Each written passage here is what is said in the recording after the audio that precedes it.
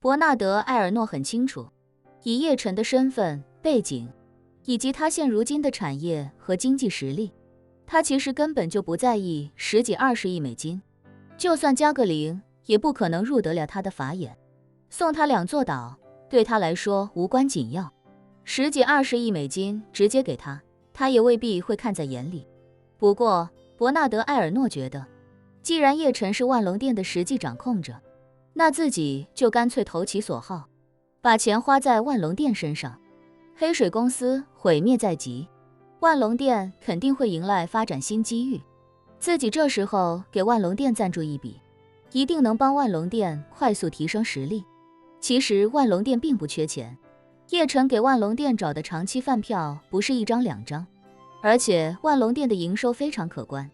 投入了大量资金用来建设自己的基地，甚至连通讯卫星都已经在有条不紊地推进。不过基础建设永远是钱越多越好，就像城市规划，不差钱的前提下，路网最宽了，修永远不会错。叶晨见伯纳德·埃尔诺倒是懂事，给这钱肯定也是心甘情愿，于是便微笑道：好，既然你这么有心，那我就替万隆店谢谢你了。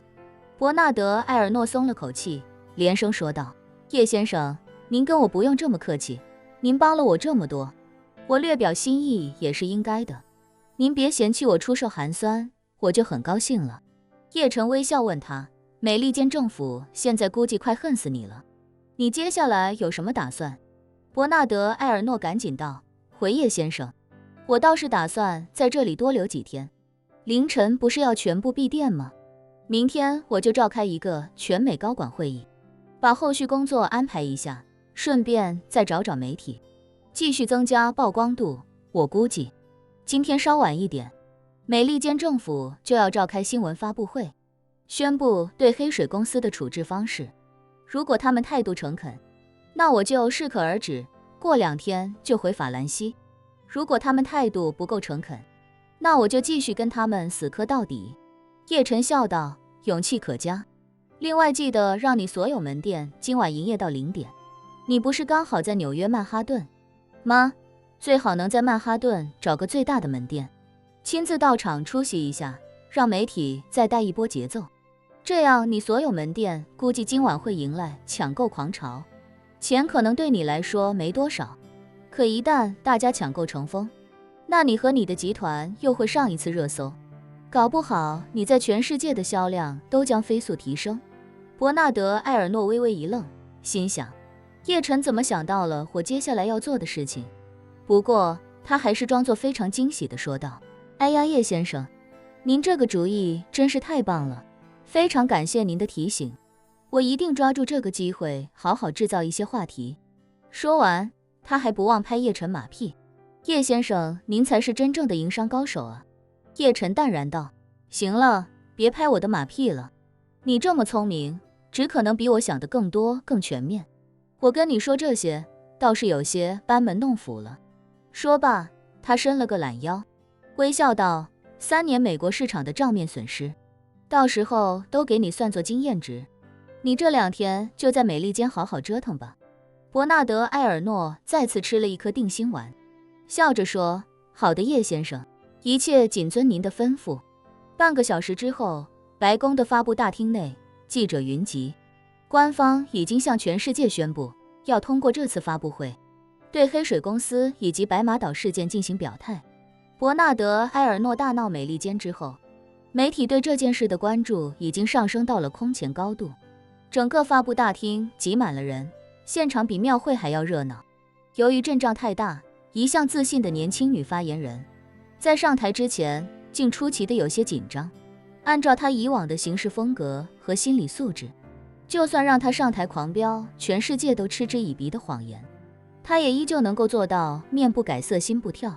用她自己的话说，她生来强硬，并且一贯强硬。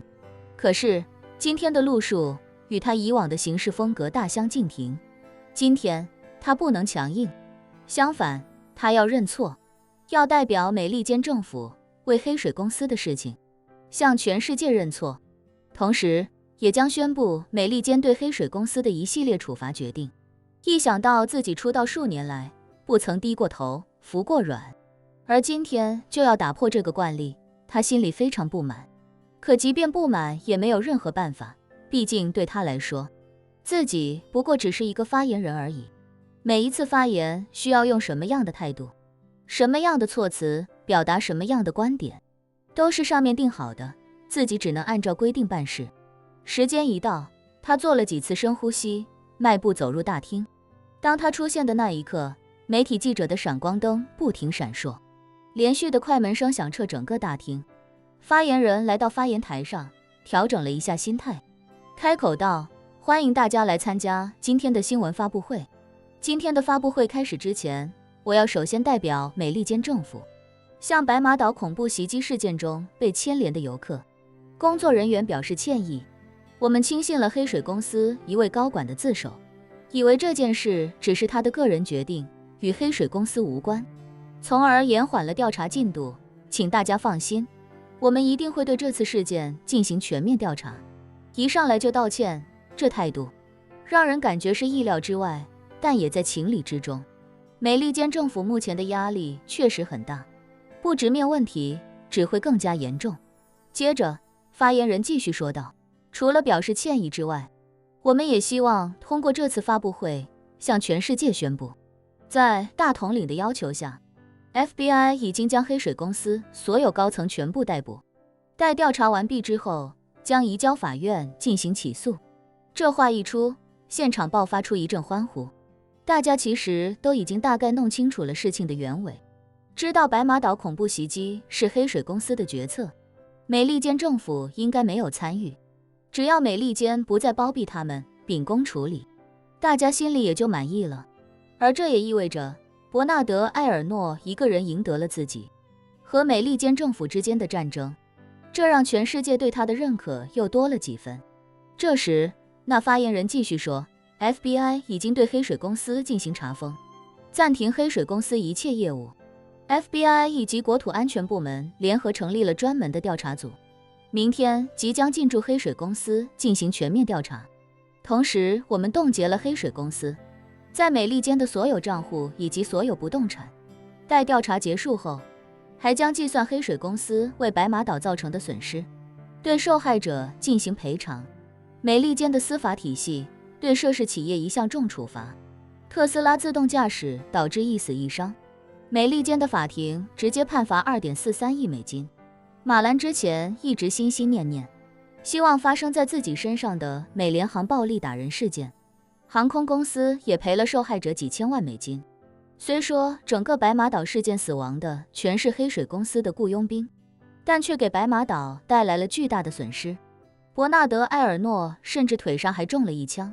一旦美利坚不再包庇黑水公司，秉公处理这桩恐怖袭击案，那伯纳德·埃尔诺对外宣称用来收买那个马奎的上亿美金，赔偿客人的几千万美金，数十人死亡对白马岛带来的经营性影响，按理说都要从黑水公司这里赔。如果判赔的金额非常巨大，